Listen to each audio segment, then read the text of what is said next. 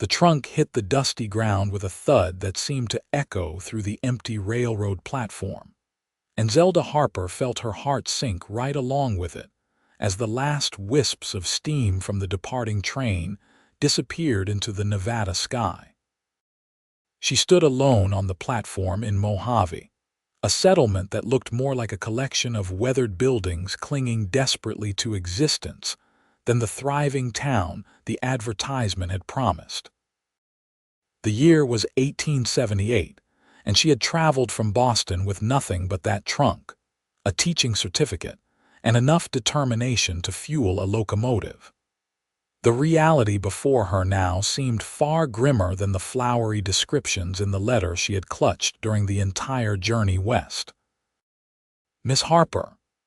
A gravelly voice broke through her disappointment. Zelda turned to find a barrel-chested man with silver whiskers and a badge pinned to his vest. He removed his hat, revealing a sun-weathered face that carried the map of hard years across the frontier. "I am she," Zelda replied, smoothing her travel-worn dress and attempting to regain some measure of composure. "Sheriff Porter, I'm afraid I have some unfortunate news, miss. The schoolhouse burned down 3 weeks ago. Lightning struck during a storm. The town council sent a telegram to Boston, but I reckon it did not reach you in time." The words hit her like a physical blow. Zelda gripped the handle of her trunk tighter, her knuckles going white. "I see. Then there is no teaching position." "Not at present, no. We are hoping to rebuild come spring, but that is months away yet." The sheriff looked genuinely sympathetic. "I am real sorry you came all this way for nothing. 3,000 miles, her life savings spent on the train ticket. Every bridge burned in Boston where her father's gambling debts had left their family name in ruins. She had nowhere to go back to. No family left after her mother had passed 2 years prior. The teaching position had been her salvation, her fresh start. "Is there a hotel?" Her voice came out steadier than she felt. "The Silver Dollar has rooms, but Miss Harper, I should tell you straight. This is a rough town. Mining camp more than a proper settlement. It is not fit for a lady alone." "I appreciate your concern, Sheriff, but I have limited options at present." Zelda lifted her chin, refusing to let this stranger see how close she was to complete panic. The sheriff studied her for a long moment, then nodded. "I will help you with your trunk." As they walked down the single main street, Zelda took in her surroundings with a mixture of dismay and fascination. Mojave was indeed rough, all wooden structures that looked hastily assembled, with gaps between planks where the desert wind whistled through. Men in dusty work clothes moved between the buildings, their eyes following her progress with unconcealed curiosity. She heard the sound of a piano badly out of tune coming from what appeared to be a saloon. The Silver Dollar Hotel was marginally more welcoming than the street, at least offering shade and a woman behind the desk who looked at Zelda with something approaching kindness. "This is Mrs. Chen," Sheriff Porter said. "She runs the cleanest establishment in town." "That is not saying much," Mrs. Chen replied with a slight smile. "But it is true enough. You need a room, miss, if you please, though I must inquire about the rates. My funds are quite limited." Mrs. Chen named a price that would drain Zelda's remaining money in less than 2 weeks. She must have seen the despair on Zelda's face because she added, "I might could use some help with the washing and mending if you are willing to work for part of your keep. I would be most grateful." The words came out thick with relief. Sheriff Porter tipped his hat. "I will leave you ladies to it then. Miss Harper, you need anything, my office is just down the street." After he left, Mrs. Chen showed Zelda to a small room on the 2nd floor. It was sparse but clean, with a narrow bed, a washstand, and a window that overlooked the street. Zelda sat on the edge of the bed and finally allowed herself a moment to feel the full weight of her situation. She was stranded in a Nevada mining town with no job, dwindling funds, and no prospects. But she had not come this far to give up. She would find a way forward. The next morning, Zelda woke to the sound of hammering and shouting from the street below. She dressed quickly, pinning her dark hair into a practical bun, and made her way downstairs. Mrs. Chen was already in the kitchen, preparing breakfast for the hotel guests. "You sleep well enough?" the older woman asked. "Well enough, thank you. What can I do to help?" Mrs. Chen set her to work serving the handful of men who took their meals at the hotel. They were miners mostly, heading out to the claims that dotted the hills around Mojave. They thanked her politely enough, though their stares made her uncomfortable. After breakfast, Mrs. Chen brought out a mountain of linens that needed mending. "The miners are hard on the sheets," she said with a wry smile, "always tearing them somehow." Zelda settled into a chair by the window where the light was good and began working through the pile. Her mother had taught her fine needlework, but this was more practical stitching, closing tiers and reinforcing seams. Her mind wandered as her hands worked. She had dreams beyond simply surviving. The trunk upstairs held more than just her clothes. She had brought books, a full set of primers for teaching reading. She had sketches of a school she hoped to help design, with proper desks and a blackboard. She had a music box that had belonged to her mother, and sheet music for songs she wanted to teach children to sing. She had samples of fabric she had hoped to use to make curtains for the schoolhouse, cheerful patterns that would brighten the learning space. All of it seemed foolish now, the naive dreams of a woman who had not understood the harsh realities of frontier life. "You look like you are carrying the weight of the world," a male voice said. Zelda looked up to find a man standing just inside the doorway. He was tall, lean in the way of men who spent long hours doing physical labor. His hat was pushed back, revealing dark hair and eyes that held something between curiosity and kindness. He looked to be in his mid-20s, not much older than her own 22 years. "I apologize for startling you, miss," he continued when she did not immediately respond. "I am looking for Mrs. Chen. She is in the kitchen." Zelda set down her mending. "May I help you with something? I am here about the chair that needs fixing. She sent word yesterday." He smiled, and it transformed his sun-bronzed face. "Name is Quinn Hastings. I do carpentry and odd jobs around town. Zelda Harper. I arrived yesterday from Boston, a long way from home." Quinn removed his hat completely, holding it almost nervously. "What brings you to Mojave?" "A teaching position that no longer exists, it seems. The schoolhouse burned." "I heard about that. Shame that. We could use a proper school here." He paused, then added, "I am the one who is supposed to build the new one come spring. Got the contract from the town council just last week." Something sparked in Zelda's chest, the first genuine hope she had felt since arriving. "You are building the school." "That is the plan, funds permitting. The council is trying to raise the money now. These things take time out here." Mrs. Chen emerged from the kitchen before Zelda could respond. "Ah, Quinn. Good. The chair is in the storeroom. The leg is loose again." "I will take a look." He tipped his hat to Zelda and followed Mrs. Chen toward the back of the hotel. Zelda returned to her mending, but her mind was racing. A carpenter who would build the school. Perhaps there was a way to ensure her dreams did not stay packed away in that trunk after all. Over the following days, Zelda fell into a routine. She helped Mrs. Chen with the daily work of running the hotel, earning her room and modest board. She learned that Mrs. Chen had come to Nevada from San Francisco 10 years prior, following her late husband who had hoped to strike it rich in the silver mines.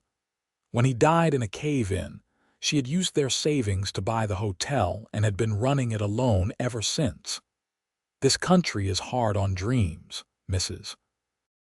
Chen told her one evening as they prepared dinner. But it also gives second chances to those willing to work for them. Zelda took those words to heart. She began asking around town about the school situation, learning that the town council consisted of 5 men.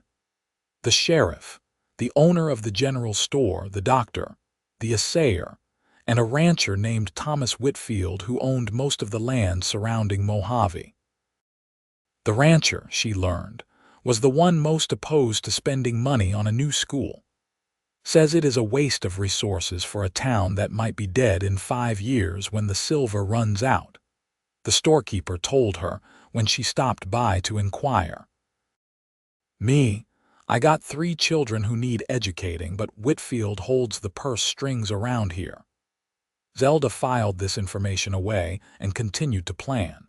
She could not rebuild the schoolhouse herself, but perhaps she could demonstrate to the town council that a school was worth the investment. Quinn Hastings became a regular presence around the hotel. It seemed there was always something needing repair, and Mrs. Chen always called for Quinn. Zelda began to suspect that the older woman was creating work to throw them together, especially when Quinn started showing up around mealtimes, and Mrs. Chen would insist he stay to eat. "No sense in you going back to your cabin on an empty stomach," she would say, and Quinn would flash that transformative smile and accept the invitation. He was easy to talk to, Zelda discovered. Unlike many of the men in town who either stared at her with barely concealed lust or treated her like fragile porcelain, Quinn spoke to her like an equal. He asked about Boston, genuinely curious about the city she had left behind. She told him about the narrow streets, the harbor, the libraries, and museums. "Sounds like a different world from here," Quinn said one evening. They were sitting on the front porch of the hotel, watching the sun paint the desert sky in shades of orange and purple. "It is. But it is not my world anymore." Zelda surprised herself with the admission. "My father made sure of that before he died. He gambled away everything we had, borrowed against our home, destroyed our family's reputation. When he passed, the creditors came calling. I had nothing left but my teaching certificate and enough money for a train ticket west. I am sorry, that must have been hard. What about you? What brought you to Mojave?" Quinn was quiet for a moment, his gaze distant. "I was working on a ranch in Texas. The owner's son took a disliking to me, accused me of something I did not do. I thought it best to move on before the situation turned uglier. Ended up here about 2 years ago. The mining camp needed someone who could build and repair, so I made myself useful. You like it here?" "It is honest work. I like working with my hands, seeing something take shape from raw wood." He looked at her then, his expression serious. "But it gets lonely. Most folks here are just passing through, following the silver. Not many put down real roots." "Is that what you want, to put down roots?" "Maybe, if I found the right reason to stay." The air between them seemed charged with something unspoken. Zelda felt her cheeks warm and looked away, down at her hands folded in her lap. "I want to teach again," she said, redirecting the conversation to safer ground. "I have all these books and materials in my trunk. I brought them all the way from Boston, and they are just sitting there, useless." Quinn leaned forward, his elbows on his knees. "Who says they have to be useless? You do not need a schoolhouse to teach." "What do you mean?" "Well, there are children in town right now who are not learning anything. The miners' kids, the families from the few ranches around here.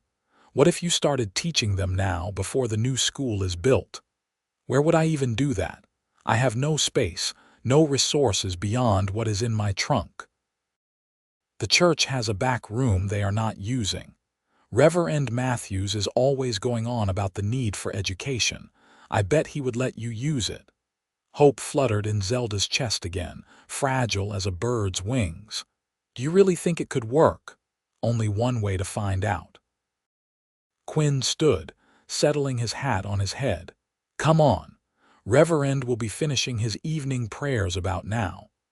Zelda found herself being swept along by Quinn's enthusiasm. They walked together down the dusty street to the small wooden church at the edge of town.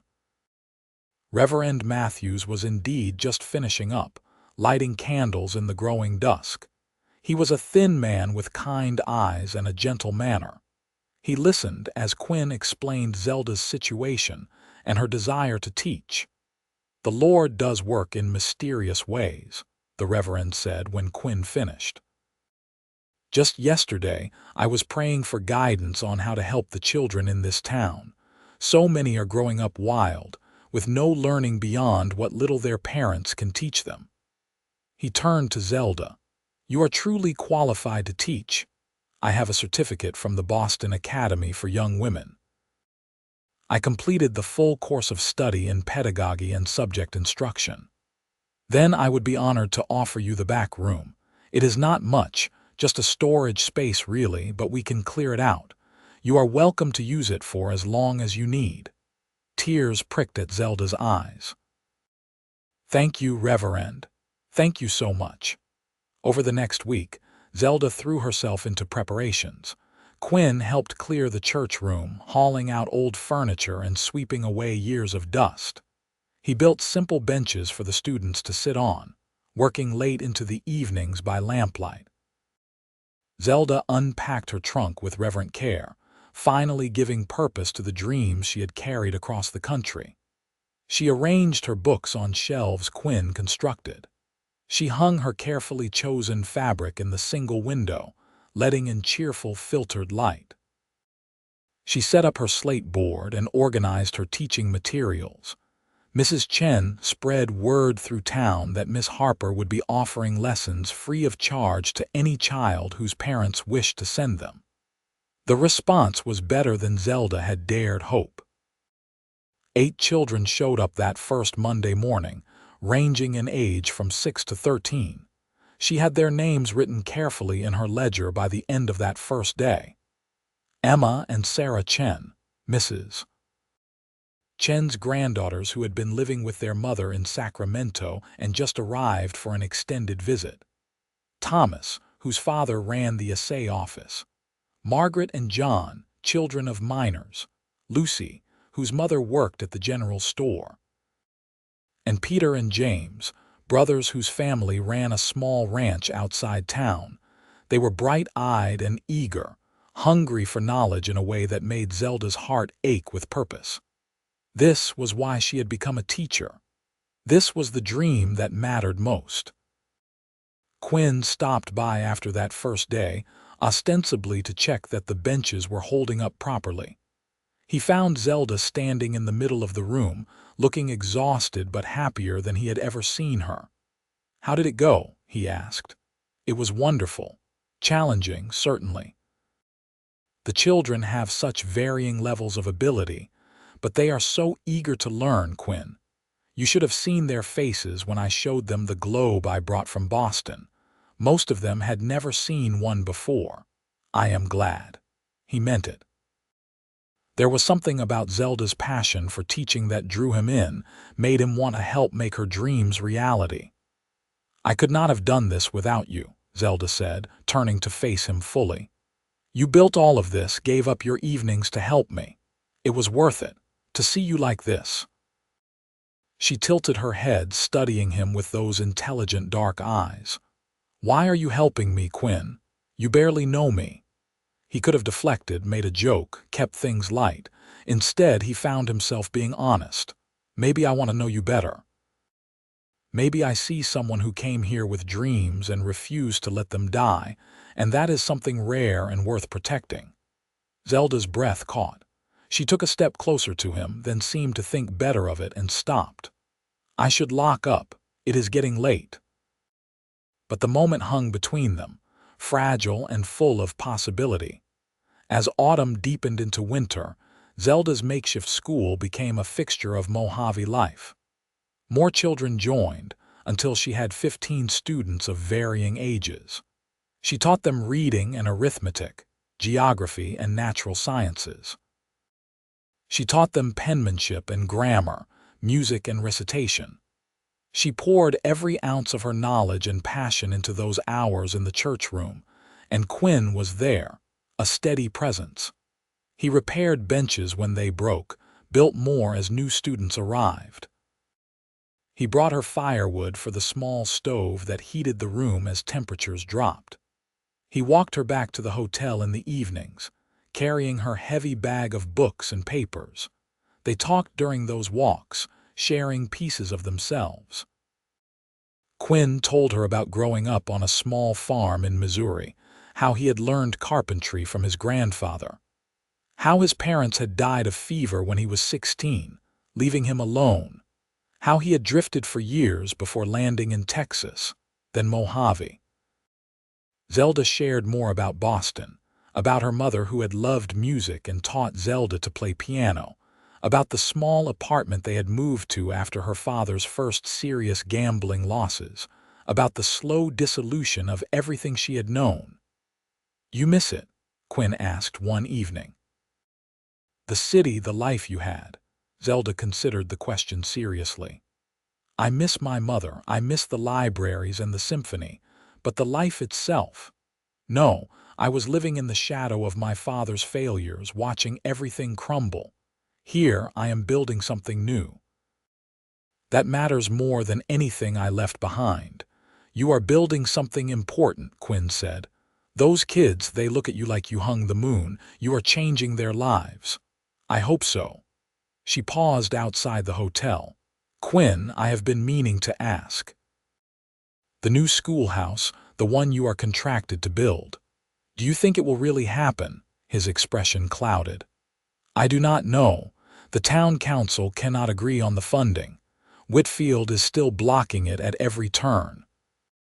Says the town should spend money on things that bring in revenue, not education. That is short-sighted. That is Whitfield. He only sees as far as his next dollar." Zelda frowned, an idea beginning to form. "What if we could show him the value, not just tell him, but demonstrate it?" "What do you have in mind?" "A recital. Before Christmas. I could have the students perform for the whole town. Show what they have learned, what education can do for this community." Quinn's face lit up. "That is a fine idea. Let people see the progress their children are making. Get them excited about the possibilities." "Do you think it would change Whitfield's mind?" "It might. And even if it does not, it would strengthen support among the other council members and the townspeople. That counts for something." Zelda felt a surge of excitement. "Then let us do it. I will start preparing the students tomorrow." Quinn caught her hand as she turned to go inside. The touch sent warmth racing up her arm. "Zelda, I want you to know what you are doing here. It matters. You matter." She looked down at their joined hands, then up at his face.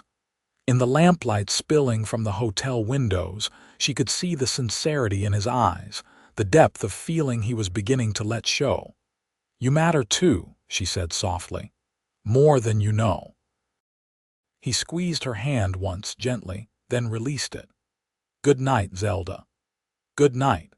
She watched him walk away down the darkening street, her hand still tingling from his touch, and admitted to herself what she had been trying to ignore for weeks. She was falling in love with Quinn Hastings. The realization should have terrified her. She had come to Mojave to build a life for herself, to stand on her own 2 feet without depending on anyone else. Love meant vulnerability, meant the risk of more loss. But when she thought of Quinn, of his steady presence and his quiet kindness, of the way he believed in her dreams and worked to help make them real, she could not muster any fear. Only a bone-deep certainty that this was right, that he was right. The next weeks were a flurry of activity. Zelda worked with her students on pieces for the Christmas recital. They would perform readings, recite poetry, demonstrate their mathematical knowledge, and sing songs. She brought out her mother's music box, letting the students hear real music, teaching them to carry a tune. Quinn built a small stage in the church, sturdy enough to hold all 15 students. Reverend Matthews threw his full support behind the event, announcing it from the pulpit on Sundays. Mrs. Chen helped Zelda sew simple costumes for the children. Word spread through Mojave and the surrounding area. Parents were excited, proud that their children would have the chance to show what they had learned. Even some of the unmarried minors expressed interest in attending, starved as they were for any kind of cultural event. But Thomas Whitfield remained a problem. He made his opposition clear at a town council meeting that Zelda attended to discuss the recital. "This is all well and good," Whitfield said, his booming voice filling the small room, "but it does not change the fundamental economics. We cannot afford to build a schoolhouse on speculation. If the silver runs out, we will have wasted resources on a building nobody uses. But if we invest in education now, we attract families to settle here permanently," the doctor argued.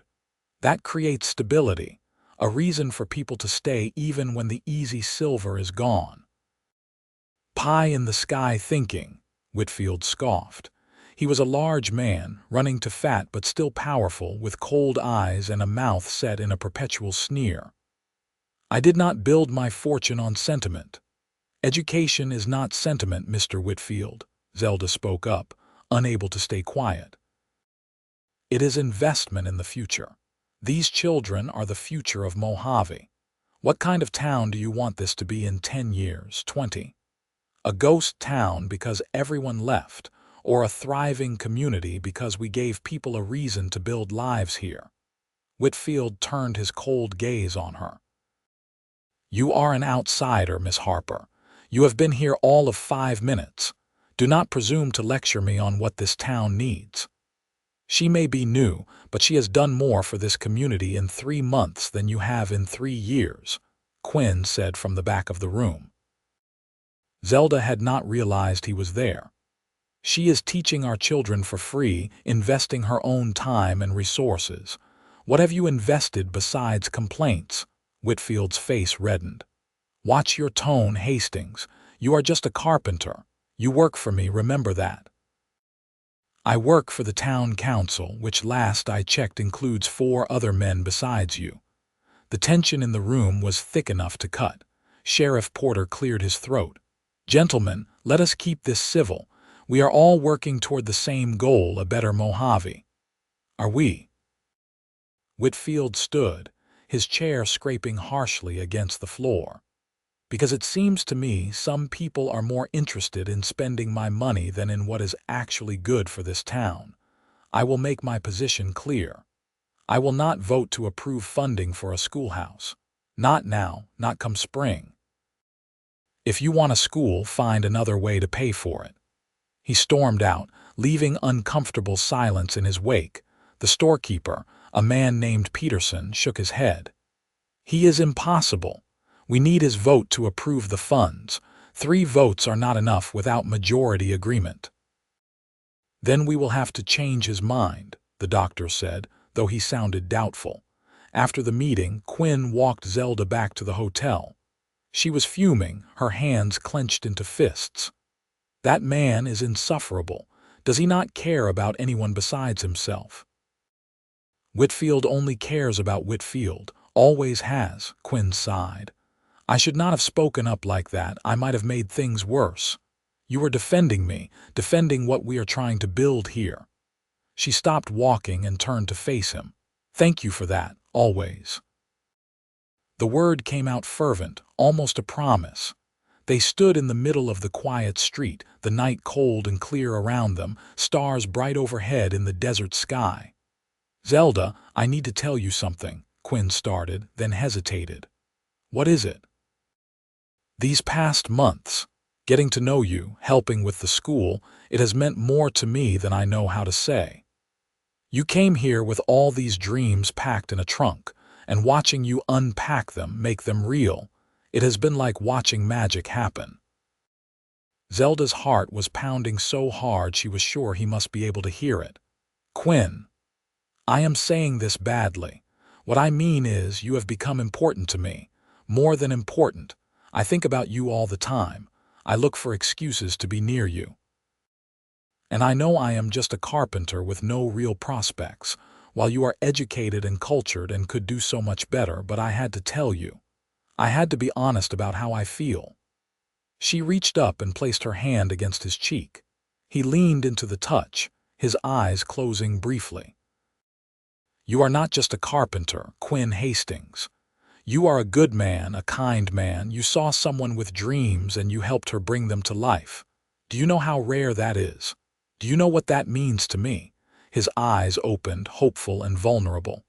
"What does it mean?" "It means I have fallen in love with you, completely, utterly in love with you." The smile that broke across his face was like sunrise.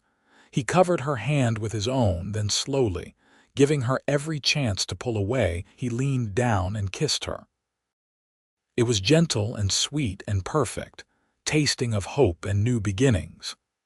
Zelda felt like she was floating, anchored only by Quinn's arms coming around her, pulling her close. She kissed him back with all the feeling in her heart, pouring months of growing affection into that single perfect moment. When they finally broke apart, both breathing hard, Quinn rested his forehead against hers. "I love you, Zelda Harper. I want to build a life with you here in Mojave. I want to help you unpack every dream in that trunk and make them all come true. I love you too. And yes, yes to all of it." They kissed again, oblivious to the cold, to the town around them, to everything but each other.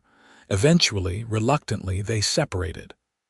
Quinn walked her the rest of the way to the hotel, holding her hand the entire way. At the door, he kissed her once more, soft and lingering. "I will see you tomorrow," he promised. "Tomorrow," she agreed. Zelda floated up the stairs to her room, feeling like her feet barely touched the ground. She had come to Mojave with a trunk full of dreams about teaching, about building a school, about creating a new life. But she had found something she had not even known to dream about. Love, real and true and wholly unexpected. The Christmas recital was a resounding success. The church was packed with people, every bench filled and more standing along the walls.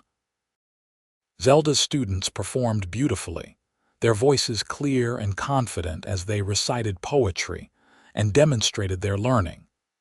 Emma and Sarah Chen played a simple duet on a borrowed piano that Quinn had miraculously procured from the saloon and painstakingly tuned. The audience erupted in applause. Thomas solved complex arithmetic problems on the slate board, explaining his process with the precision of a much older student. The younger children sang carols, their sweet voices bringing tears to more than one rough miner's eyes. When it was over, the townspeople stood and applauded for long minutes. Parents rushed forward to congratulate their children. Zelda stood to the side, watching with profound satisfaction. "You did it," Quinn said, appearing at her elbow. "You showed them what is possible." "We did it," she corrected. "I could not have managed any of this without you." Sheriff Porter approached them, his weathered face creased in a genuine smile. "Miss Harper, that was something special. I have not seen this town come together like that since, well, maybe ever." "Thank you, Sheriff." "I wanted you to know the council is meeting tomorrow. We are going to vote again on the school funding." "But Whitfield will never change his vote," Zelda said. "Maybe not. But after tonight, we might have options we did not have before. You just keep doing what you are doing, miss." He tipped his hat and moved off into the crowd. Zelda looked at Quinn, confused. "What does he mean, options?" Quinn shrugged, but he was smiling. "I guess we will find out tomorrow." The next evening, Quinn came to the hotel barely containing his excitement. He found Zelda in the dining room helping Mrs. Chen set tables for dinner. "We have to talk," he said without preamble. "In private." Mrs. Chen shooed them toward the front porch with a knowing smile. Once outside, Quinn took both of Zelda's hands in his. The council met today. They voted to approve funding for the schoolhouse. Zelda gasped. "How? Whitfield would never. Whitfield did not vote. He was not there. Turns out the other 4 members amended the town bylaws last month. They only need a simple majority for financial decisions under a certain amount. They set the limit just above what the schoolhouse will cost. Then today, they scheduled the meeting for a time when they knew Whitfield would be out of town on business. That is brilliant. Underhanded, but brilliant. The sheriff said your recital made the difference. After seeing what you have accomplished with almost no resources, they could not justify refusing to build a proper school. Construction starts in January. Joy flooded through Zelda, so intense it almost hurt. We are really getting a schoolhouse, a real school. You are getting your school. The one you dreamed about all the way from Boston. Quinn pulled her into his arms, spinning her around as she laughed. Every dream in that trunk, Zelda, we are making them all come true. When he set her down, she was dizzy with happiness. There is one more dream, she said, looking up into his eyes. One I did not know I had until I met you. What is that? A home, a family, someone to share my life with. She took a breath, gathering her courage. Someone exactly like you. Quinn's expression turned serious, tender. I have been thinking about that too. About the future, about what I want my life to look like. And every version of it I imagine has you in it. Quinn, what are you saying? He released her hands and reached into his pocket, pulling out a small box. Zelda's breath caught as he opened it, revealing a simple gold band set with a small garnet. It is not much, Quinn said, his voice rough with emotion. The stone is not a diamond, I could not afford that, but garnets mean devotion and loyalty, or so the jeweler told me. And that is what I am offering you, Zelda. My complete devotion, my absolute loyalty, for as long as I live. He dropped to one knee right there on the hotel porch. Zelda Harper, will you marry me? Will you let me spend the rest of my life helping you unpack every dream, supporting every goal, loving you with everything I have? Tears were streaming down Zelda's face. Yes. Yes, Quinn, I will marry you. He stood and slipped the ring onto her finger, then kissed her with such sweetness that Zelda felt her heart might burst from the sheer joy of it. From inside the hotel came the sound of applause, and they broke apart to find Mrs. Chen and several of the guests watching from the windows. I guess we are not very good at keeping secrets, Quinn said with a laugh. I do not care, I want the whole world to know. Zelda kissed him again, quick and joyful. I love you, Quinn Hastings. I love you too. They were married in February in the same church where Zelda taught her students. Reverend Matthews performed the ceremony with tears in his eyes.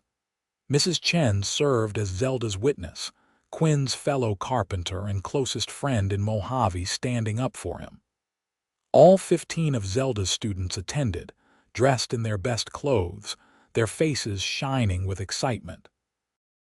Zelda wore a simple dress of cream-colored silk that Mrs. Chen had helped her make, with lace at the collar and cuffs that had been her mother's. She carried a small bouquet of winter flowers that Quinn had somehow procured from a trader passing through town. As she walked down the aisle toward Quinn, seeing the love and wonder in his eyes, Zelda felt like the luckiest woman alive. She had lost so much in Boston, her family, her home, the life she had known.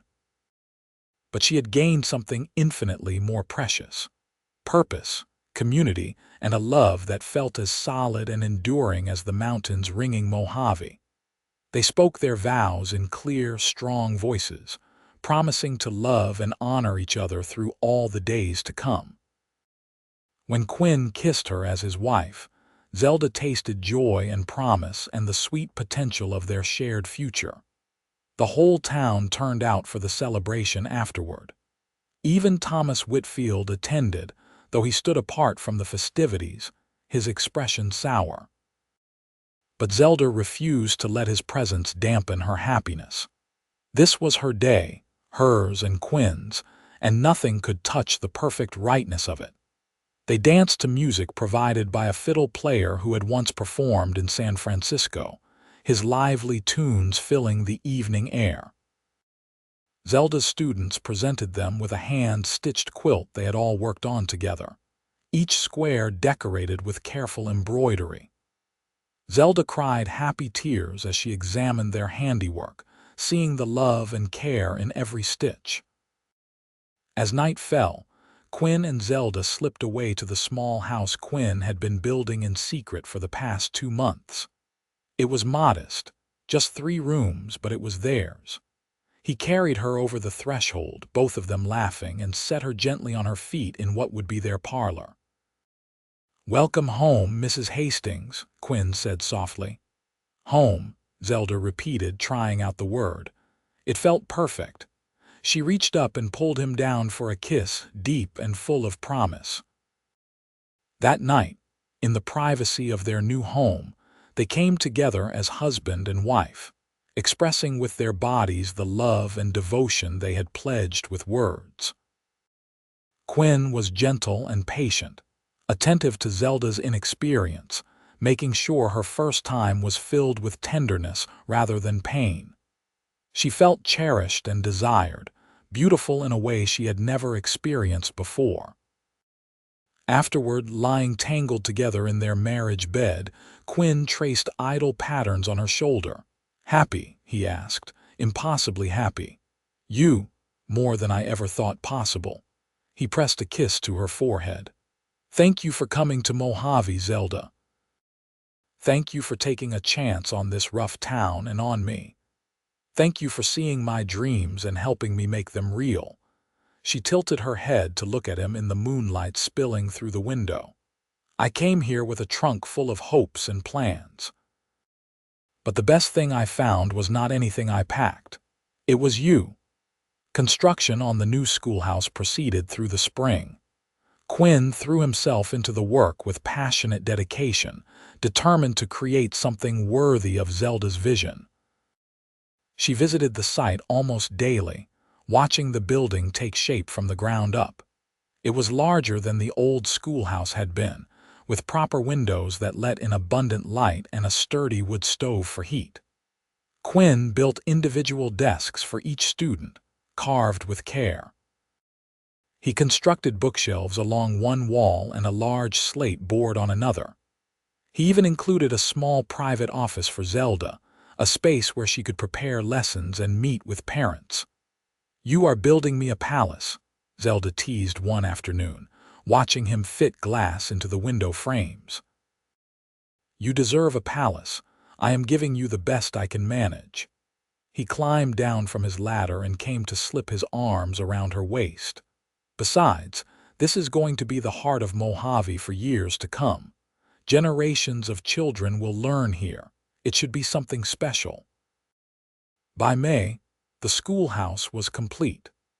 The town held a dedication ceremony, and Zelda gave a speech about the importance of education that had even the hardened miners dabbing at their eyes. Her students, now numbering 22 with new families having moved to Mojave specifically because word had spread about the school, sang a song they had learned in her honor. When the ceremony concluded, Quinn presented Zelda with a brass plaque he had commissioned. It read, "Mojave School, founded 1878, dedicated to learning and the pursuit of knowledge." "It is perfect," Zelda said, running her fingers over the engraved letters. "There is one more thing." Quinn led her inside to the small office he had built. Above the desk hung a frame, and inside was a carefully preserved piece of paper. It was the advertisement Zelda had answered back in Boston, the one offering the teaching position that had brought her west. "I got Mrs. Chen to help me find it among your things," Quinn admitted. "I wanted you to have a reminder of where this all started, how one piece of paper, one leap of faith changed everything." Zelda felt tears prick her eyes for what felt like the 100th time that day. "I love it. I love you. I love you too. More every day." As summer deepened, Zelda settled into her new role as the official teacher of Mojave School. The town council voted to pay her a proper salary, modest but enough to live on. Combined with Quinn's income from his carpentry work, they were comfortable, if not wealthy. Life fell into a rhythm that felt both ordinary and miraculous. Zelda taught during the day, pouring her knowledge and passion into her growing class of students. Quinn worked on various building projects around town, his reputation for quality craftsmanship spreading to other settlements in the region. In the evenings, they came together in their little house, sharing meals and conversation and the quiet intimacy of married life. In August, Zelda realized she had missed her monthly courses twice. She confided in Mrs. Chen, who smiled knowingly and told her what signs to watch for. By September, there was no doubt. She was carrying Quinn's child. She told him one evening after dinner, unable to contain the news any longer. They were sitting on the porch, watching the sunset paint the sky in brilliant hues. "Quinn, I have something to tell you." He turned to her, immediately attentive. "What is it? Is something wrong?" "No, nothing is wrong. Everything is wonderfully, perfectly right." She took his hand and placed it on her still flat stomach. "We are going to have a baby." For a moment, Quinn just stared at her, processing the information. Then a smile broke across his face like dawn, wide and joyous and full of wonder. "A baby? We are having a baby?" "Yes. Sometime in early spring, the doctor thinks." Quinn let out a whoop of joy and pulled her into his arms, holding her tight but careful as if she might break. "This is the best news, the very best. I am going to be a father." "You are going to be an amazing father," Zelda said, tears of happiness slipping down her cheeks. "Our child is so lucky to have you. Our child is lucky to have you, the smartest, strongest, most determined woman I have ever known." He kissed her softly. "Thank you for this gift. Thank you for everything." The pregnancy progressed smoothly. Zelda continued teaching through the fall and into winter, though she had to take more frequent breaks as her body changed and grew. Her students were endlessly fascinated by the baby, asking innocent questions that sometimes made her blush. Quinn became even more protective and attentive than usual. He insisted on walking her to and from the school every day, even though it was just a short distance from their house. He built a beautiful cradle from cherry wood, carving delicate designs into the headboard. He added on to their house, creating a nursery with a window facing east to catch the morning light. In March of 1879, just as the desert was beginning to shake off winter's chill, Zelda went into labor. Mrs. Chen and the doctor attended her, while Quinn paced anxiously in the front room, alternating between prayer and panic. It was a long labor, lasting through the night and into the next day. But finally, as the sun was setting on a day that had felt endless, the sound of a baby's cry filled the house. The doctor emerged from the bedroom, his face tired but smiling. "You have a son, Quinn, a healthy baby boy, and your wife came through just fine. You can go in and see them now." Quinn needed no further invitation. He rushed into the bedroom to find Zelda propped up against pillows, exhausted but radiant, holding a small bundle wrapped in soft blankets. She looked up as he entered, her face transforming with a smile. "Come meet your son," she said softly. Quinn approached almost reverently, sitting carefully on the edge of the bed. Zelda shifted the blankets so he could see the baby's face, tiny and perfect and impossibly precious. "He is beautiful," Quinn whispered, his voice choked with emotion. "Perfect, just like his mother." "Would you like to hold him?" Quinn nodded, unable to speak, and Zelda carefully transferred the baby into his arms. Quinn looked down at his son, at the small features and the tiny hands that gripped his finger with surprising strength, and felt his heart expand with a love he had not known was possible. "We have not chosen a name yet," Zelda said. "What do you think about Samuel?" After my grandfather. He was a teacher too, the one who inspired me to pursue education. Samuel Hastings, I like that. It is strong, solid. Quinn carefully touched his son's soft cheek. Welcome to the world, Samuel. You are so loved already, more than you can imagine. Recovery was slower than Zelda had anticipated, her body needing time to heal from the ordeal of birth. But Quinn was there every step of the way, taking over the household duties without complaint, bringing her meals in bed, changing diapers with fumbling but earnest dedication. Mrs. Chen arranged for a substitute teacher to take over Zelda's classes for the remainder of the school year. It was one of the older students' mothers, a woman who had been a teacher back east before marrying a miner. Zelda fretted about being away from her students, but Quinn reminded her gently that she needed to focus on healing and on Samuel right now. By the time Samuel was 3 months old, Zelda was feeling more like herself.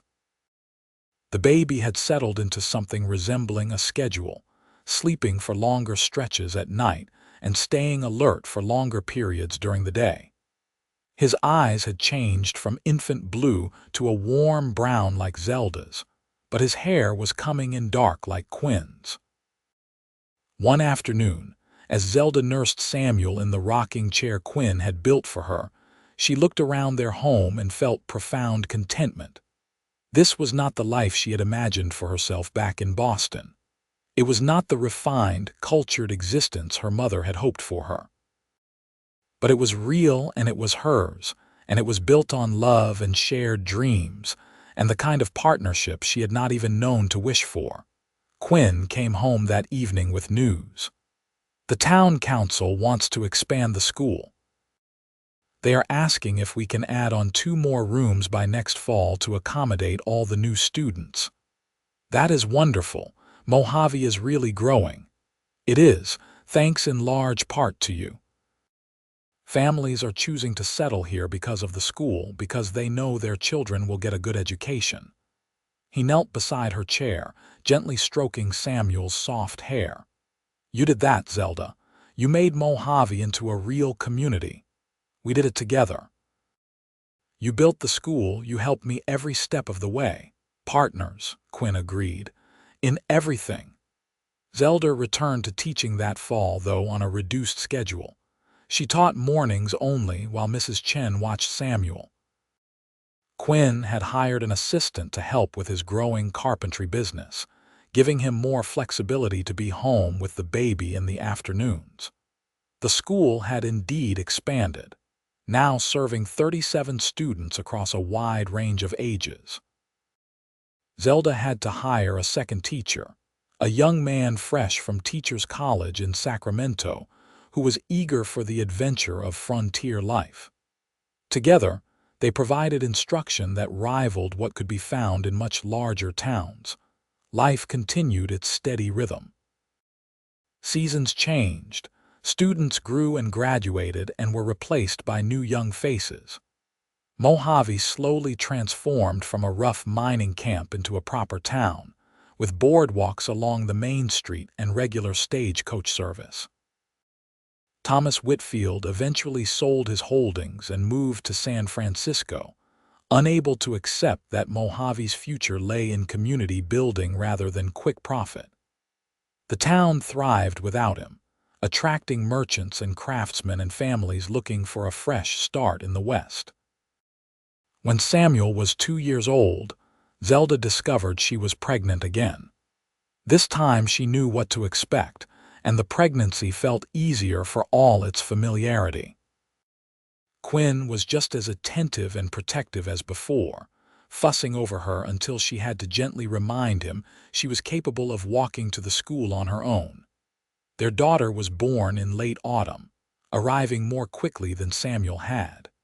They named her Rose after Quinn's mother. She had Quinn's dark hair and eyes from the start, and a surprisingly strong will for such a tiny creature. Samuel was fascinated by his baby sister, constantly wanting to help care for her. Zelda would find him singing to Rose in her cradle, the same songs she had taught him, his sweet, childish voice surprisingly soothing. As the years passed, Zelda would sometimes think back to that day on the train platform, standing alone with her trunk full of dreams and no idea what the future held. She had been so afraid then, so uncertain. But every fear had been unfounded, every doubt erased by the beautiful life she and Quinn had built together. The school continued to grow and flourish. By 1885, Mojave School served over 60 students and employed 4 teachers. Zelda had become something of a legend in the territory, the woman who had brought education to the frontier with nothing but determination and a trunk full of books. But to Quinn, to Samuel and Rose and the son they had in 1883 whom they named Henry, she was simply wife and mother, the heart of their home and family. She still taught, still poured her passion for education into shaping young minds. But her greatest joy was the life she shared with Quinn, the love they had built that only deepened with each passing year. On their 10th wedding anniversary, Quinn surprised her with a gift. He led her to the school after classes had ended for the day, to the office that still held her framed advertisement from Boston. "I have been thinking about that trunk," Quinn said. "The one you arrived with, full of all your dreams. I remember it well. It is in the attic now, storing blankets. I went through it recently. Hope you do not mind. I wanted to see if all those dreams had been unpacked, if we had made them all come true." Zelda smiled. "I think we have. The school, the teaching, the music, all of it. There was one thing I found that surprised me." Quinn pulled a folded piece of paper from his pocket. "A list in your handwriting, things you hoped for when you came west." Zelda took the paper, unfolding it carefully. She had forgotten about this list, written on the train during a moment of hope and fear combined. She read through it now. A teaching position that makes a difference, students who are eager to learn, a proper schoolhouse with books and supplies, a community that values education, a life of purpose and meaning. Her eyes stung with tears.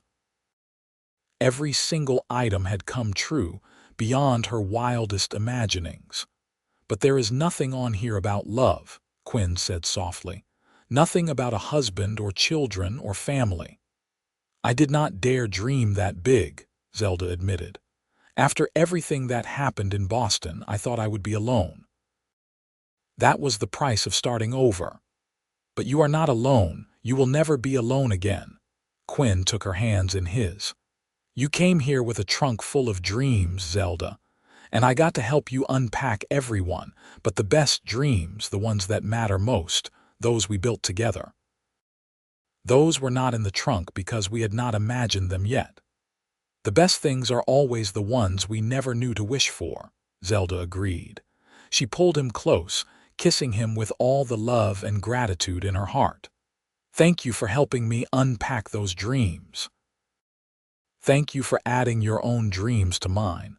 Thank you for this life. Thank you for saying yes when I asked you to marry me, for taking a chance on a carpenter with more hope than sense. You had plenty of sense. You saw what I needed before I even knew I needed it. You gave me partnership and support and love without conditions or expectations. You are the best man I have ever known, Quinn Hastings."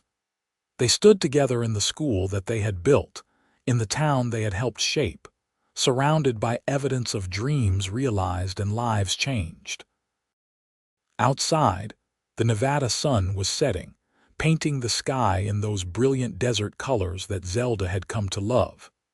Somewhere in town, their children were playing under Mrs. Chen's watchful eye. At home, dinner was waiting, and after the children went to bed, there would be quiet hours by the fire, just the two of them, comfortable in the life they had created.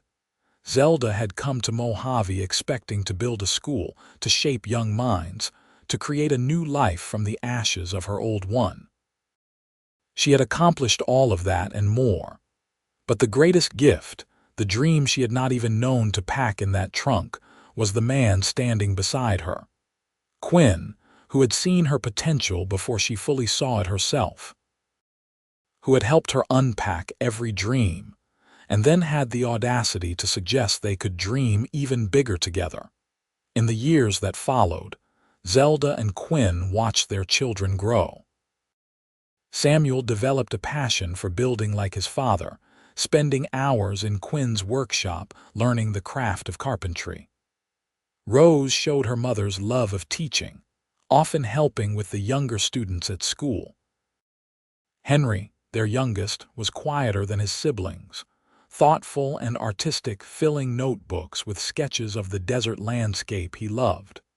The school continued to thrive and expand. By the time Samuel was 15, enrollment had reached nearly 100 students, requiring a second building to be constructed. Quinn designed and built it, incorporating everything he had learned over the years about creating spaces for learning. Zelda oversaw a staff of 6 teachers now, though she still taught her own classes, unable to fully step away from the work that had first brought her to Mojave. In 1892, the railroad expanded its line through Mojave, bringing even more growth and prosperity. What had been a rough mining camp when Zelda arrived was now a thriving town of over 2,000 people, with brick buildings and paved streets and all the amenities of civilization. But it retained the heart of community that Zelda and Quinn had helped foster, a place where people looked out for each other and worked together toward common goals. Mrs. Chen passed away peacefully in her sleep in 1894, at the age of 78.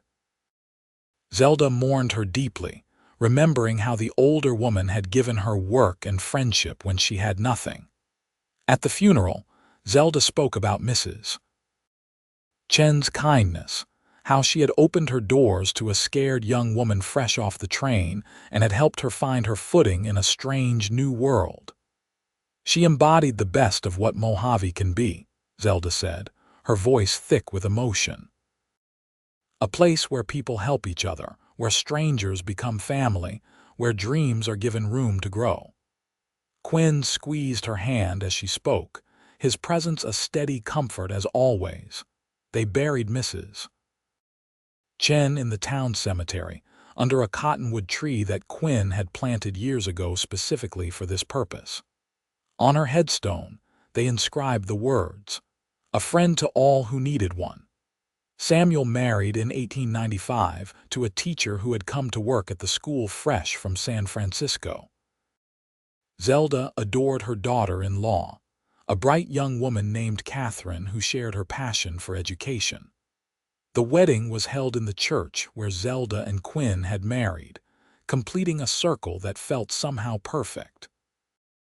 Rose showed no interest in marriage, much to the disappointment of several young men in town. She was too busy with her studies, she told her mother. She had dreams of attending the new women's college in California, of becoming a professor. Zelda supported her completely, seeing her own determination reflected in her daughter. Henry surprised everyone by announcing he wanted to study art in Europe. Quinn and Zelda scraped together the funds to send him, knowing that denying a child's dream would be a betrayal of everything they believed. Henry left for Paris in 1897, promising to write often and return when he had learned all he could. As the new century approached, Zelda found herself reflecting on the journey that had brought her here. She was 43 years old now, her dark hair showing threads of silver, her face marked by the years but still beautiful. Quinn was 46, his body showing the wear of decades of physical labor, but still strong, still capable. They sat together on the porch of their home one evening, watching the sunset as they had done countless times before. The house had grown over the years, expanded to accommodate their family, and now feeling almost too large with the children grown and mostly gone. "Do you ever regret it?" Quinn asked suddenly. Giving up Boston, the life you could have had back east. Zelda turned to look at him, surprised by the question. Never, not for a single moment. Why would you ask that? I saw you reading a letter from Rose today. She was describing the college, all the cultural opportunities in the city. I just wondered if you ever missed that, the museums and libraries and symphony orchestras. I miss my mother sometimes, wish she could have met you and the children, but the life itself. No. Zelda reached for his hand, threading her fingers through his.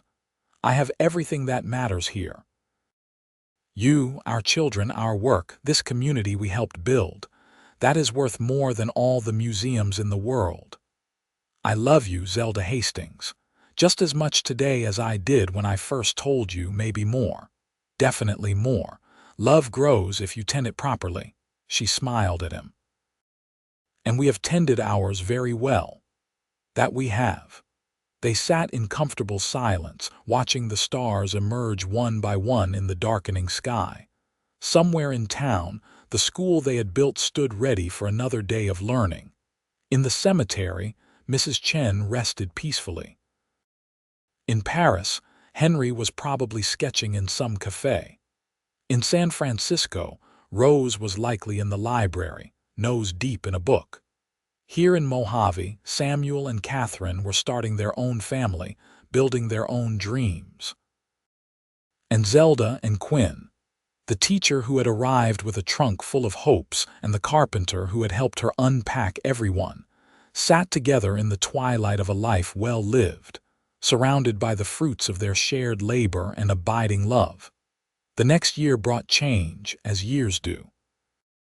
Rose graduated from college with top honors and accepted a position teaching at a university in Los Angeles. Henry returned from Paris with a portfolio full of stunning paintings and a French wife named Marguerite, who spoke almost no English but had a smile that transcended language barriers. Samuel and Catherine welcomed their first child, a daughter they named Zelda in honor of her grandmother.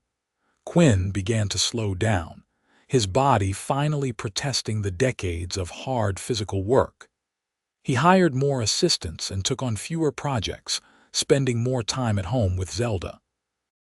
She had cut back her teaching as well, now serving primarily as the school principal, while younger teachers handled most of the daily instruction.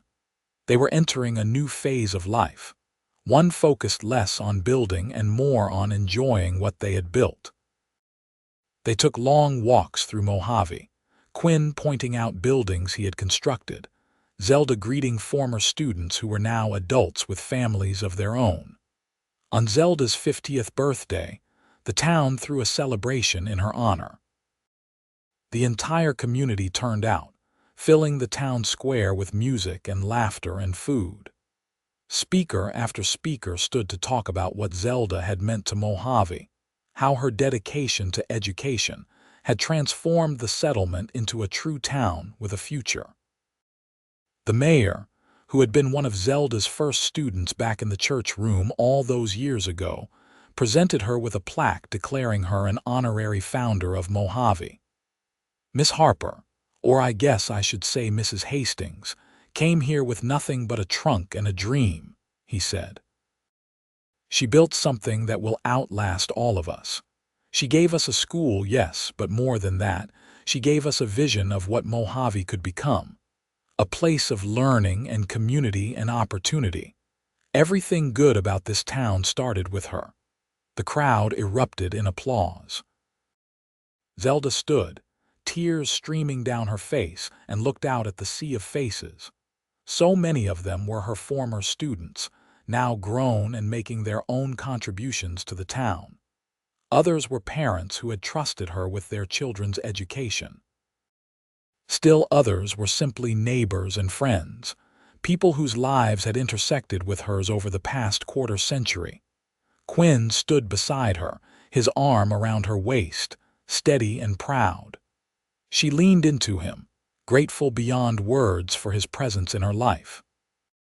When the crowd quieted, Zelda spoke. I did not build this town alone. I could not have. Every good thing that has happened here happened because people chose to work together, to invest in the future, to believe that education and community matter. My husband Quinn built the school with his own hands, and he built this town in the same way, one project at a time, always with an eye toward what would serve the community best. Mrs. Chen gave me work when I had nothing and friendship when I was lonely. Sheriff Porter and the town council took a chance on an outsider with big ideas, and every parent who sent their children to learn, every student who worked hard and dreamed big, you all built this town just as surely as I did. She paused, gathering her thoughts. I came here expecting to teach children to read and write and calculate sums. But you taught me something far more important. You taught me that home is not a place you are born, but a place you build with love and work and commitment. You taught me that family is not just blood, but the people who stand beside you through the hard times and celebrate with you through the good. You taught me that dreams are not meant to be packed away and protected, but unpacked and lived and shared. Thank you for letting me be part of this community. Thank you for making Mojave my home. The applause was thunderous, and Zelda found herself surrounded by well-wishers, by former students wanting to tell her how she had changed their lives, by parents thanking her for caring for their children. Late that night, after the celebration had ended and they were finally home, Zelda and Quinn sat together in the quiet parlor. The house was full of gifts from the town, handmade items and baked goods and heartfelt cards. That was quite a day, Quinn said. It was overwhelming. Wonderful, but overwhelming. You deserve every bit of praise they gave you. We deserve it. None of this would have happened without you, Quinn. You know that, right? He pulled her close, pressing a kiss to her silver-threaded hair. We made a good team. The best team. She tilted her head up to look at him. I have been thinking about that trunk lately, the one I arrived with. What about it? I want to donate it to the school. Set it up in the library as an exhibit, fill it with the actual items I brought from Boston. Let it be a reminder to students that dreams are portable, that you can carry them with you wherever you go and plant them wherever you land. That is a beautiful idea, and I want to start a scholarship fund for students who want to pursue higher education but cannot afford it. We could call it the Mojave Dream Scholarship. Quinn smiled. Using our savings, if you are willing. I know we have been saving for our old age, but we have enough. And this would be a way to help other young people unpack their dreams the way you helped me. I think that is perfect. Let us do it. They set up the exhibit the following month. The trunk sat in a place of honor in the school library, filled with Zelda's teaching materials, her mother's music box, the fabric she had brought for curtains, the globe her students had marveled at. A placard explained the significance of each item and told Zelda's story, from her arrival on the train platform to her role in building Mojave's school system. The scholarship fund was established with contributions from Zelda and Quinn, but the town quickly added to it. Former students donated, as did local businesses and families. Within a year, they had enough to send 3 students to college. The first recipient was a girl named Sarah, granddaughter of Mrs. Chen, who wanted to study medicine. The second was a young man named James who dreamed of becoming an engineer. The third was a girl named Lucy who wanted to be a teacher, just like Zelda. Zelda cried when she heard Lucy's name, remembering the little girl who had been in her first class in the church room, now a young woman ready to pursue her own dreams. As Quinn and Zelda moved into their 60s, they slowed down further but never stopped entirely. Quinn still took on small carpentry projects, unable to fully retire from the work he loved. Zelda visited the school regularly, observing classes and mentoring young teachers, though she no longer taught her own classes. They traveled some, visiting their children in their various locations. They spent a lovely month in Los Angeles with Rose, who had become a respected professor and published several scholarly articles. They visited Henry and Marguerite in San Francisco, where Henry was making a name for himself as a painter of Western landscapes. They spent time with Samuel and Catherine, spoiling their growing brood of grandchildren, but they always returned to Mojave, to the house Quinn had built for them, to the town they had helped shape. This was home, would always be home. In 1910, Mojave celebrated its 50th anniversary as an incorporated town. Zelda was 61, Quinn 64. They were asked to speak at the celebration, to share their memories of the early days. They stood together on a stage in the very place where the old church had stood, long since replaced by a larger stone building. The crowd before them was huge, the town having grown to over 5,000 residents. Quinn spoke first, his voice still strong despite his years. When I first came to Mojave, it was just a collection of tents and rough wooden buildings. I built a lot of those early structures, and I will tell you, they were not meant to last. We were all thinking short-term then, just trying to survive and maybe strike it rich. But then things changed. People started putting down roots, started thinking about the future. We built a school, and that changed everything. Because once you build a school, you are saying you believe there will be children here to fill it. You are saying you believe in tomorrow. He turned to look at Zelda, his eyes full of love. My wife came here with dreams of teaching, and she did that. But more importantly, she taught all of us to dream bigger, to think about what Mojave could become instead of just what it was. She showed us that investing in education in children in the future, that is never a waste. That is the best investment we can make. Zelda stepped forward then, her heart full. Quinn is being modest. He is the one who built this town, literally built it with his own hands. Every building he constructed was made to last, made with care and skill and pride. He showed us that how we build matters, that we should always do our best work, even when no one is watching. I have lived in Mojave for 32 years now. I have taught hundreds of students, watched them grow and pursue their own dreams. Some have stayed here and built lives in this town. Others have gone to cities or even other countries, carrying Mojave with them in their hearts. All of them make me proud. But I am most proud of this community. You chose to invest in education when it would have been easier not to. You chose to build a real town instead of just a mining camp. You chose to create a place where families could thrive, where children could grow up with opportunities, where dreams could take root and flourish. My husband said I taught you to dream, but you taught me something just as important. You taught me that dreams do not have to be solitary pursuits. The best dreams are shared, built together, made real through community effort. I came here with a trunk full of my own dreams. But the dreams we built together, those were bigger and better than anything I could have imagined alone. She reached for Quinn's hand, and he took it, their fingers intertwining with the ease of long practice. Thank you for letting us be part of building this town. Thank you for making Mojave our home. And thank you for proving that dreams, when shared and nurtured, can grow beyond anything we dare imagine. The crowd rose to their feet, applause washing over them in waves. Zelda looked out at faces young and old, at the town that had grown far beyond that rough collection of buildings she had first seen from the train platform, and felt profound gratitude for the journey that had brought her here.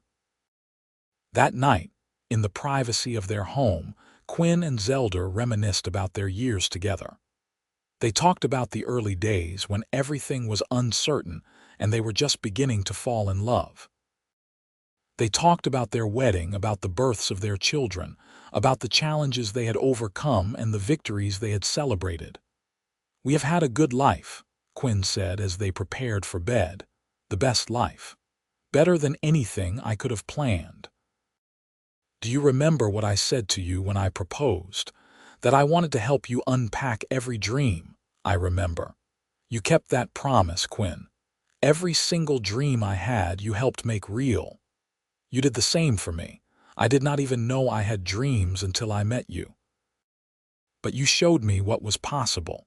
You showed me that I could build a life, not just buildings.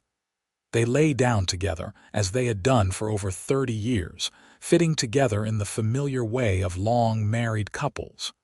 Quinn's arm came around Zelda, pulling her close. "I love you," he whispered into the darkness. "I will love you forever." "Forever," Zelda agreed, her voice soft with sleep and contentment. And beyond. They lived on for many more years, watching their grandchildren grow and begin families of their own. They celebrated their 40th wedding anniversary in 1918, surrounded by 3 generations of family.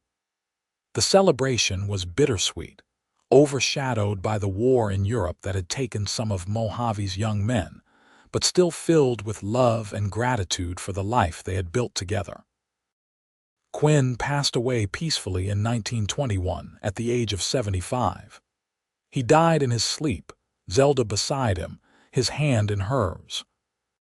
His funeral was attended by half the town, people lining up to speak about the buildings he had constructed, the kindnesses he had shown, the quiet dignity with which he had lived his life. Zelda mourned him deeply, the loss of her partner and best friend leaving a hole in her heart that nothing could fill. But she did not withdraw from life.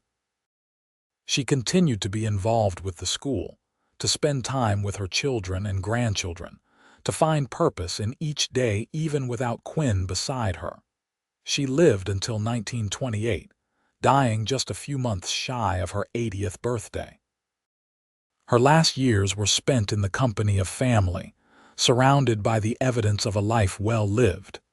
She passed away in her sleep, peacefully, much as Quinn had. At her funeral, the school was closed for the day so that everyone could attend. The church was packed, people standing in the aisles and spilling out onto the street. Speaker after speaker told stories about Zelda, about her dedication to education, her kindness, her determination, her vision for what Mojave could become. Rose, now a distinguished professor in her 60s, gave the eulogy. "My mother came to Mojave with a trunk full of dreams," she said, her voice steady despite her tears. "She arrived in a rough mining town with nothing but hope and determination, and she built something that will last forever.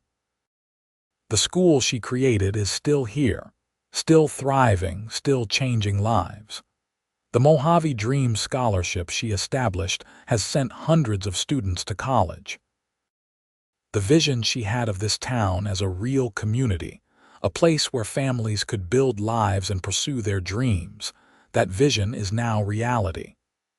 But more than any of that, she taught us how to love. She loved her students, her community, her children, and most of all, she loved our father.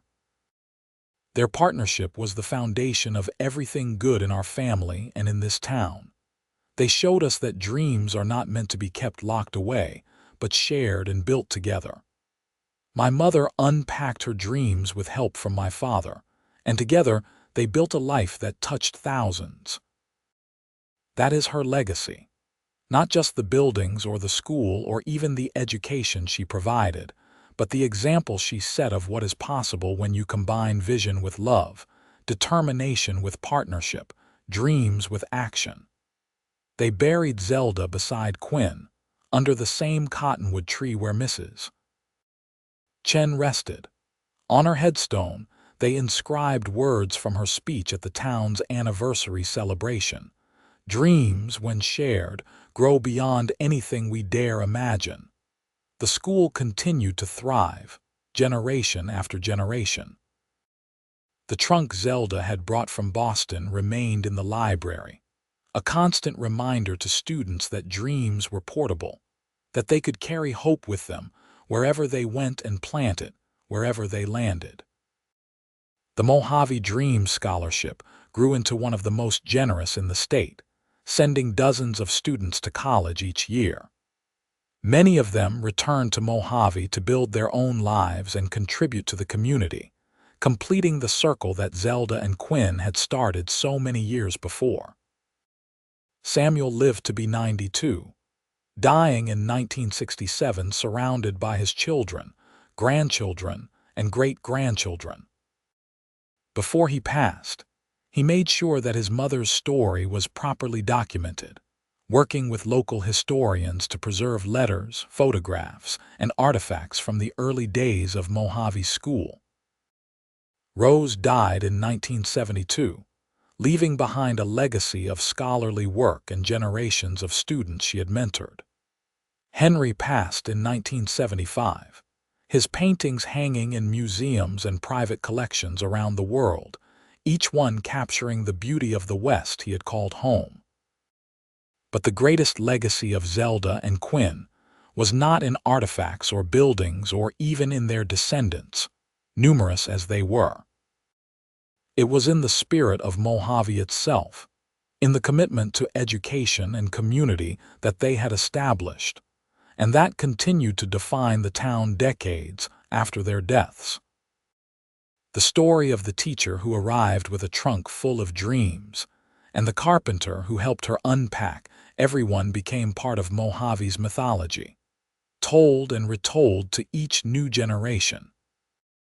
It was a story about hope and determination, about love and partnership, about the power of dreams when shared and nurtured by community.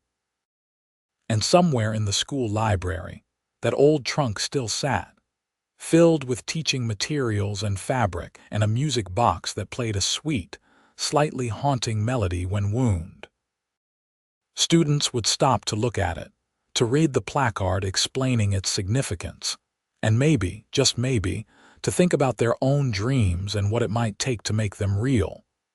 Because that was the true gift Zelda Harper and Quinn Hastings had given Mojave. Not just a school or a town or even a legacy of service, but the enduring belief that dreams matter, that they are worth pursuing, and that with love and support and hard work, anything is possible. The dreams that Zelda packed so carefully in that trunk before leaving Boston had all come true, and in the process, she and Quinn had created something far greater than the sum of those individual hopes. They had built a life, a family, a community, a legacy that would endure long after they were gone, and in the end, that was the greatest dream of all.